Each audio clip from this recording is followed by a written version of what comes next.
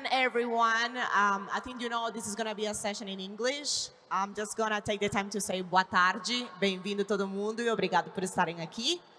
Now is your time to say it in Portuguese. No, I'm kidding. No, that's fine. Next year. So let's start with this session. Before we go into the topic itself, let me ask Jean-Michel and also Angela to have the chance to introduce themselves and also to make a quick correction on the slides. So let's just make the clarification to the public. Angela, do you want to go first? Yes, hello. I'm Angela Hsu. I currently work as a consultant for a private equity firm that manages $45 billion US dollars and manage over 400 companies. Before then, I served as the Chief Marketing Officer of Overstock, New Bed Bath & Beyond. So we got the title messed up earlier. And very nice to meet everybody. Hi, I'm Jean-Michel. Very happy to be here. I had the luxury to work with four amazing big companies. One with LVMH, the French luxury brand, Louis Vuitton, Christian Dior, etc. Another one, a Japanese company called Fast Retailing that has the mass market Uniqlo as well as some affordable luxury brands. The Estee Lauder companies in cosmetics with 35 big brands in cosmetics like MAC Cosmetics, Clinique, Estee Lauder, Jo Malone. And finally, an amazing tool company for DIY people called Harbor Freight Tools that runs 1,500 stores in the US. And I'm Daniela Jurado. I'm the EVP for VTEX in North America. I've been in the company for 9 years. Actually, Brazil was my first place, so that's why I also speak Portuguese, and I'm very happy to be here. And right now, taking care of sales, marketing, and solution engineering for the US. So again, thank you for being here.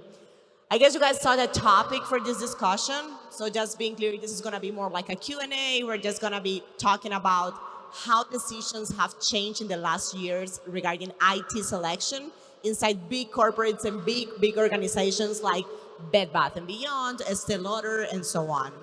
So before we go into the deep questions, like you guys, have you been part of this kind of very important decisions when it comes to transformation in digital, like replatforming or changing an ERP or even opening a new business?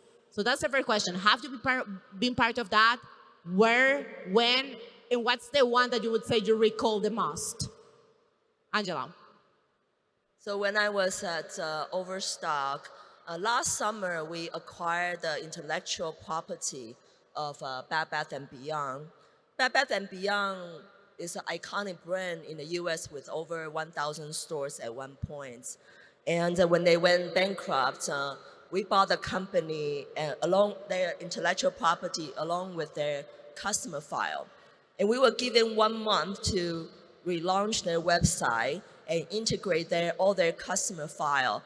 It was a major undertaking and take a lot of collaboration between technology, marketing, customer service, and merchandising team. It was a good experience for me, and I learned a lot about what to do and what not to do.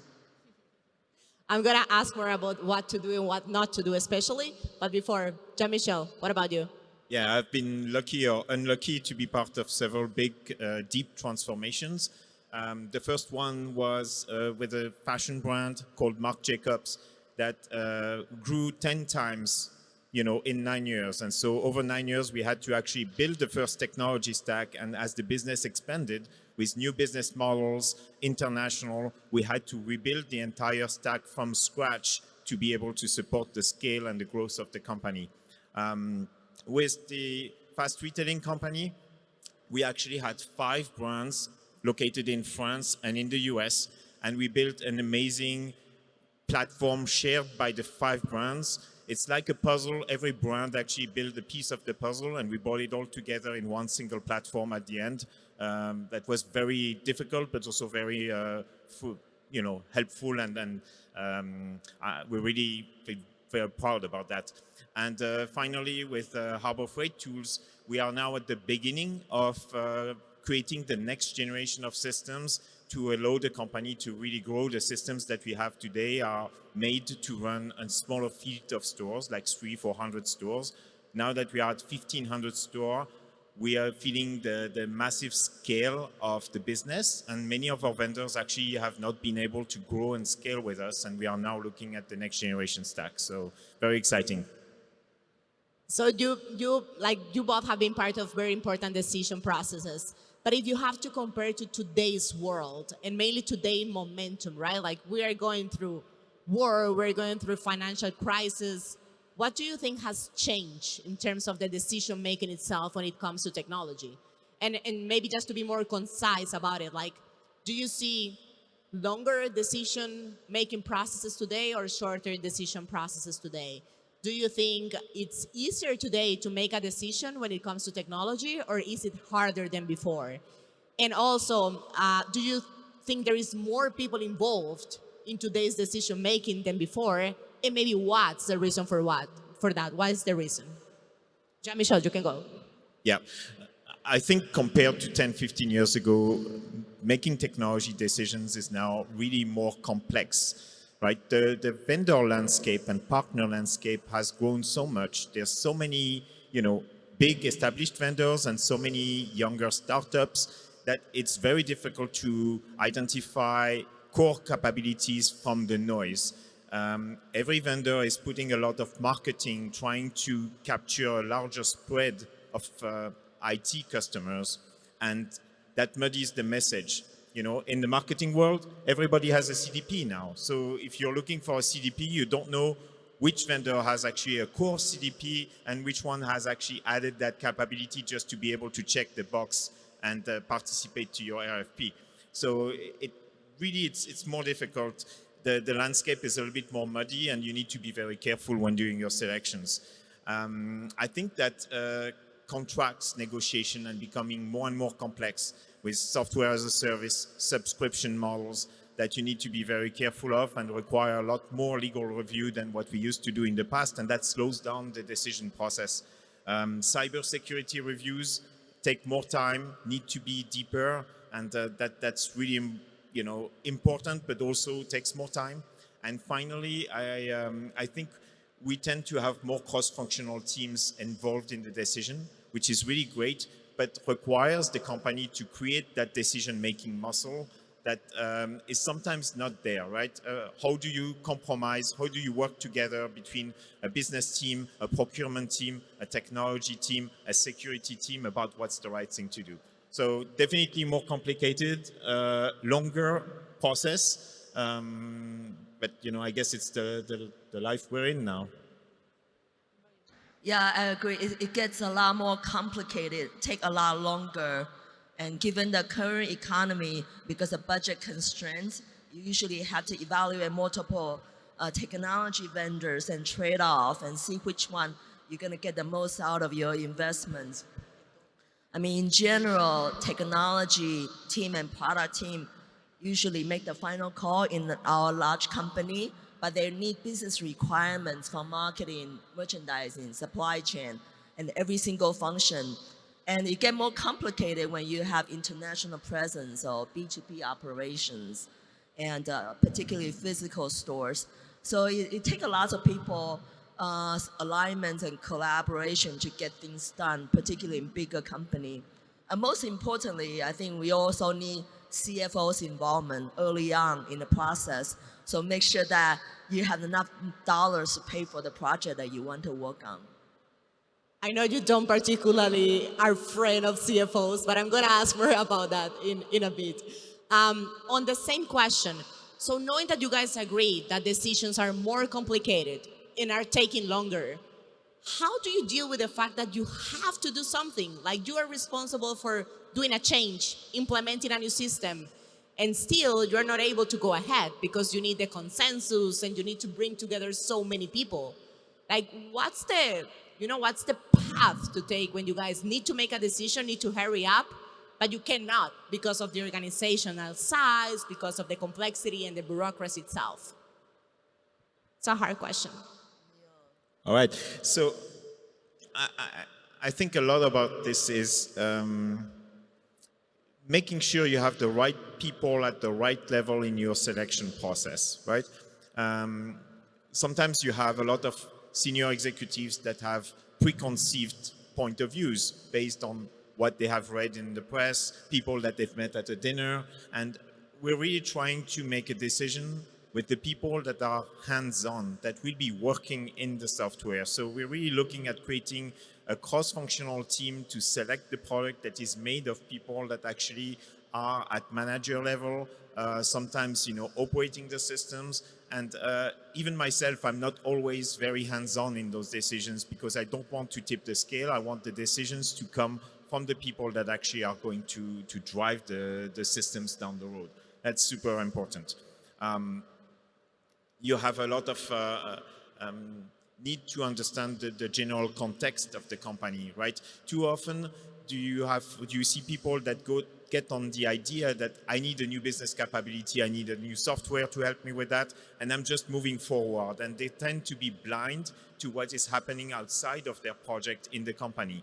And so if the business context changes and the company needs, to operate a little differently, or the priorities of the business change, and they ignore that, then they're driving a little bit blind, and they may hit a wall down the road at the time of approval of the project. He said it well. I'm going to skip this one. You're a wise woman. Next question then would be, considering you guys have been part of this decision making in the past, what are the lessons learned in terms of, choosing a technology, choosing a vendor? And there is a reason why you're here, besides, of course, your experience in retail and so on. But we have two different perspectives, right? We have the marketing perspective, more from Angela, and we have the IT perspective, more from Jean-Michel. So what are your main lessons learned from past decisions you have made in IT and in technology itself? My biggest lesson is never be afraid of speaking up when you don't agree with someone, including your supervisor or the CEO or president of the company. We always had this saying in our previous company, challenge the ideas, not the people. It's easier to say than done. At times, in a room of 40, plus VPs and senior executives, and you might be put in a spot to talk about something, and people, maybe your CEO might say something, and you don't agree with. And whenever I feel like I've held back and didn't speak my mind, afterwards I always regret it. So I always think it's good to speak up early on in the process so the expert can do more research before mistakes are taken and you regret it later down the road. That's my biggest lesson. That's a very good advice. For me, I have learned also to very early on at the beginning of the project, have a conversation with the senior sponsor to make sure they understand their accountability, right? When you run a project that is in support of retail or marketing, you want to talk to the head of retail to say, you own this project, you own the deliverables. This is not just a technology project, it's a business project that has a technology part. And make sure that you own and you feel accountable of making things happen so that we can actually roll out the project in the best way. In large implementation, especially in this world where you have more stakeholders in the decision-making and collaboration, you need to make sure that you have speedy decisions, right? I've had projects that were stalled for 2 or 3 months because we had to align and discussions about the product hierarchy. And then, you get nowhere and you're paying your consultants, you have your implementation partner on hold, and it just balloons not only the timeline, but the cost of the project. And that's something that's super important for people to understand. Speed of decision reduces the total cost of building and deploying the project. From a technology standpoint, every time I made the choice of a modular approach, composable technology, I was very happy down the road, selecting systems that have a little bit of breadth to grow and to expand allows you in 6 months, in 12 months after go live to answer a business need that you did not see coming because your business is evolving, there's new needs that pop up, and having a software that's actually ready for you to say, yes, we can set it up. It's going to be a month or two instead of saying, oh, we need to do an RFP and select a new building block and a new best of breed application. So I try to have a certain overlap between my systems to allow to do that. And the last thing is, I tend to stay a little longer than many in many CIOs in my job, which means that I end up renewing contracts or deploying the next generation of technology, and I have nobody to blame because I was the guy implementing before, right? So it's super important when you enter a relationship with a partner to also think about how you're going to exit.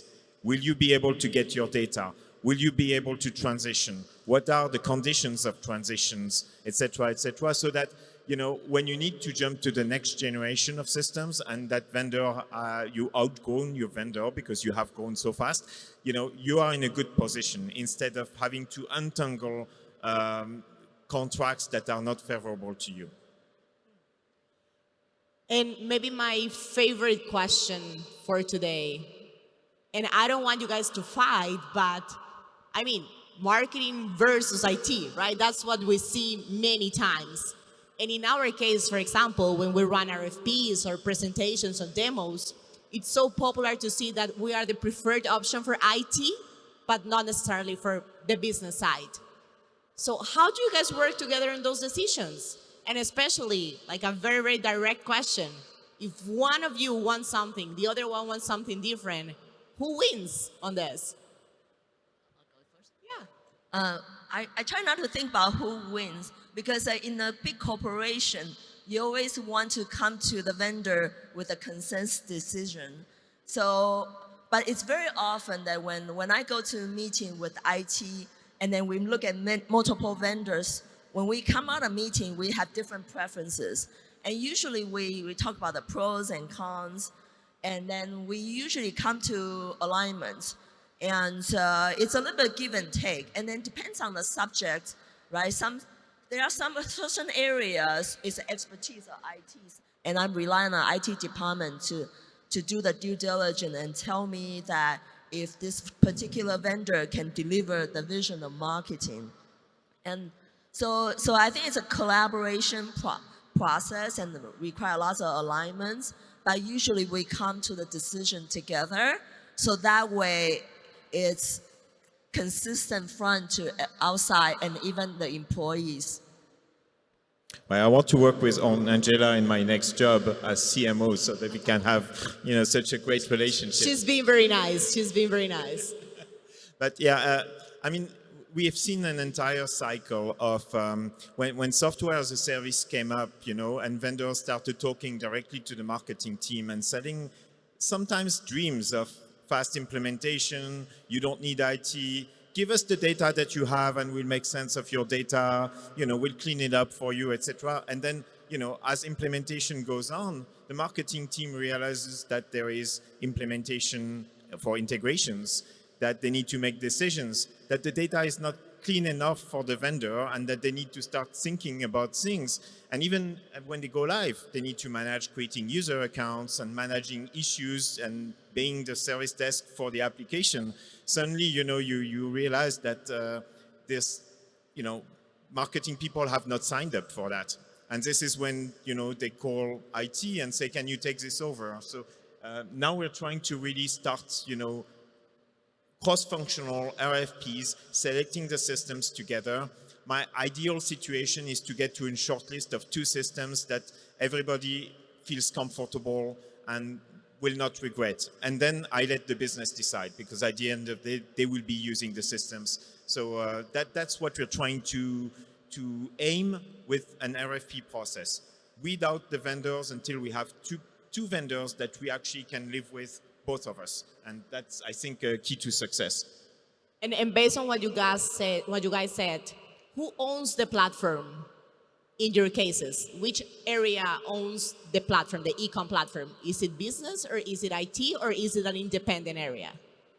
So I've been in various situations. You know, there's different models that you see depending on the history of the company and how e-commerce became part of the business. You know, was it an add-on to the business?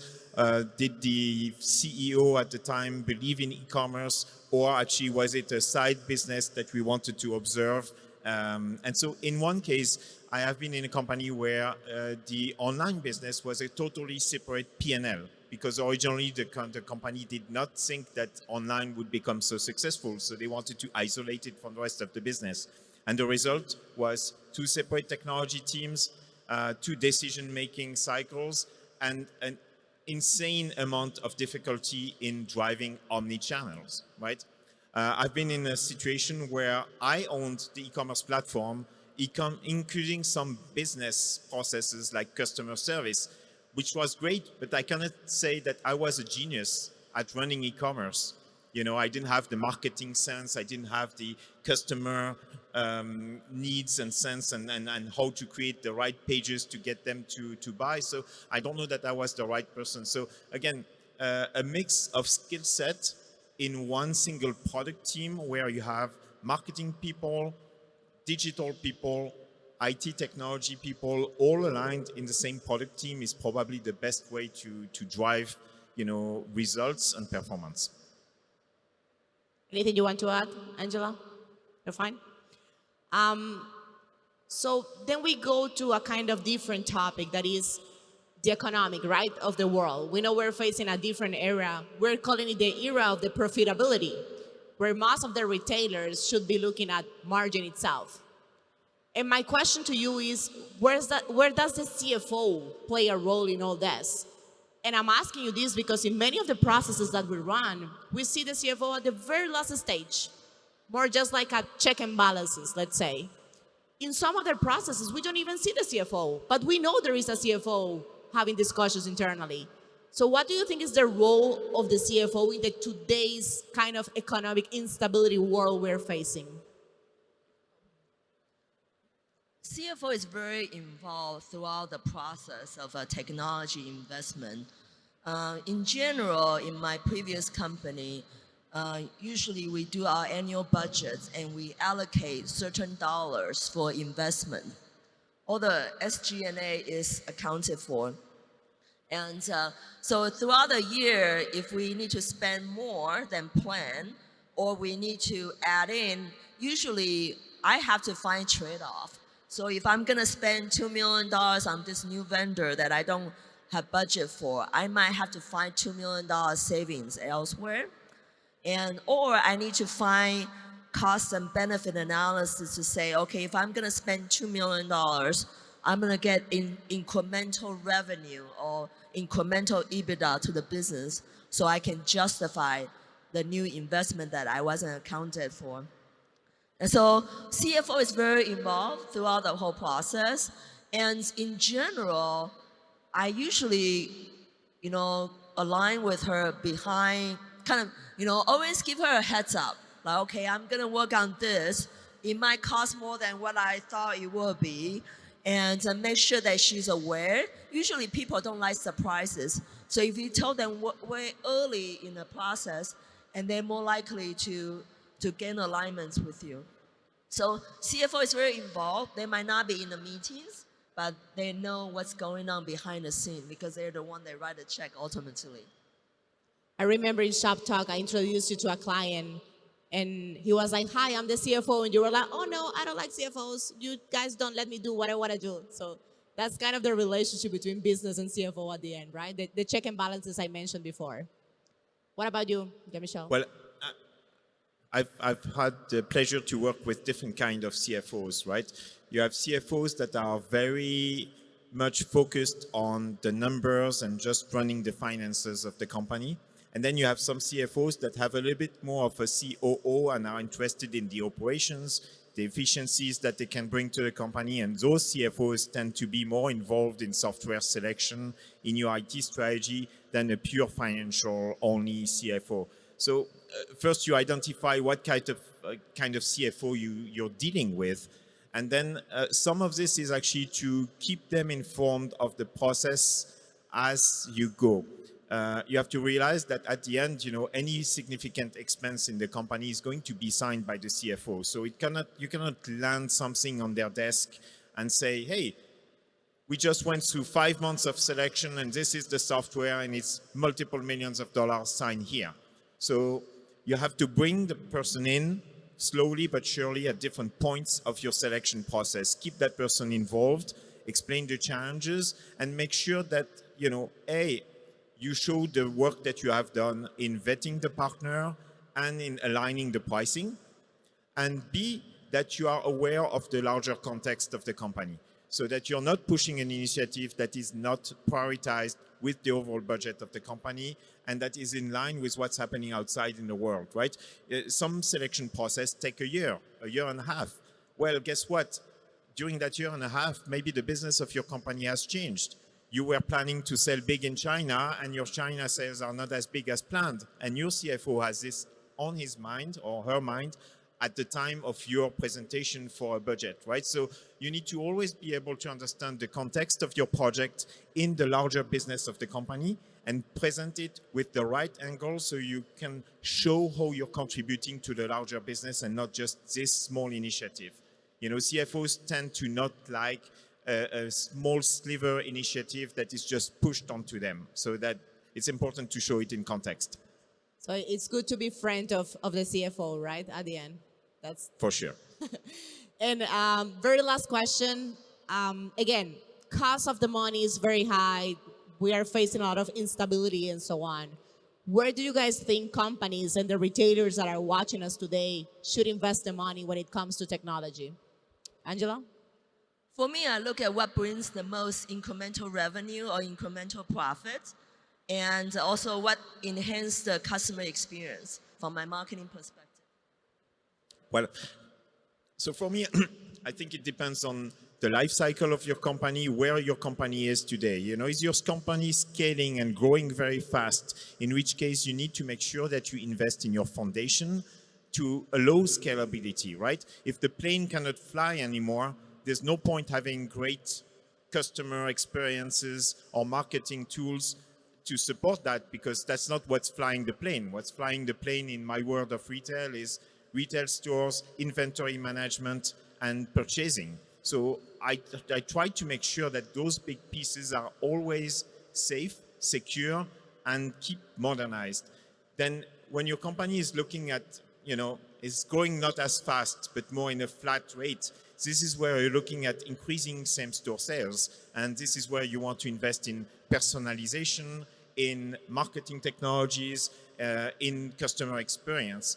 And if you're lucky and you have enough, bandwidth and money, you can do both. But that would be the frame of decision that I would use. Thank you guys for the advices. Thank you for being here. You came straight from the US, so we really appreciate your time and your dedication. Muito obrigada a todo mundo que assistiu a nossa apresentação. And that's it for today. Thank you very much. Thank you for having us.